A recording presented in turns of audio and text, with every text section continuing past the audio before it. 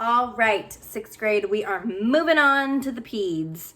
So this is group number 2 of the arthropods. We have centipedes and millipedes, okay? These guys are craziness. Excuse me. No, I don't. Don't worry. Okay, so again, your title for this section is just going to be arthropods, centipedes, and millipedes, okay? And then this is the picture that I want you, hold on, so I'm not showing you the words because you don't need to know the words.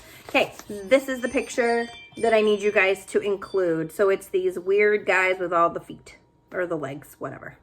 Same thing, okay? Centipedes and millipedes, I call them the Pedes. Again, I'm going to be on page 113 in your book, but I'm also going to give you a couple little notes from my biology pages.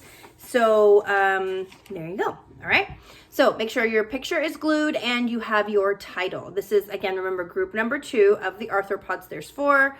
There's arachnids, which we did in the previous video, centipedes and millipedes, crustaceans, and insects. So we're on number 2.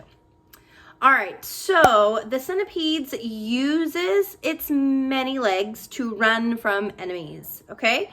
Again, remember every time you hear this sound, that means you need to write something down. So, centipede uses its many legs to run from its enemies. And millipedes roll up their bodies when they sense danger approaching. So, this is a form of protection. Sorry, you guys, my husband's outside and I didn't snooze my ring cam thing. This is a form of like protection and defense. The centipedes will run away, whereas the millipedes will coil up, okay, which is what you see in your picture. All right, so let's look at your book. They have many body segments, though the number depends on the creature. Okay, so all the tiny little divisions, those are all their segments, okay? And each one of those segments has a or some legs, depending on which one, either centipede or the millipede. A centipede has 1 pair of legs on each segment, and a millipede has 2 pairs on each segment, okay? That's important.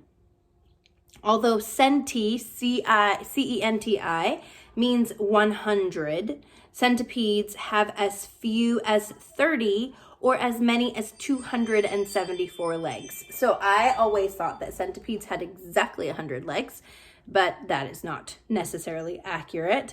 They could have as few as 30 or as many as 274. It just kind of depends, okay?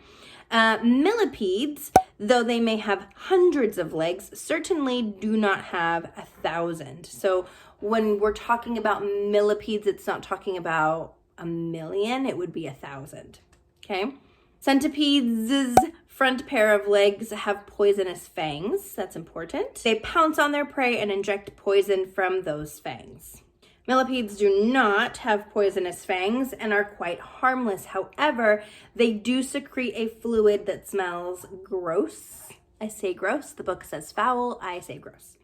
And can cause allergic reactions. So I've actually seen some of these in like weird places. I feel like we saw one at the parking lot of the church one day, my family and I. I feel like we did. But they're weird. I mean, and it was dead and it was like all weird. But it was like kind of like they're big. It's like a big worm. It's a big black worm. And then it has a little red, like sometimes they have little red lines either on top or on the sides. And no, they're gross. So, I feel like that's the Pedes. I mean, pretty much they have lots of segments. Each segment has a certain amount of pairs of legs, depending on which one it is. A centipede can have anywhere from 30 to 274 legs, and a millipede has hundreds of legs, but not 1,000.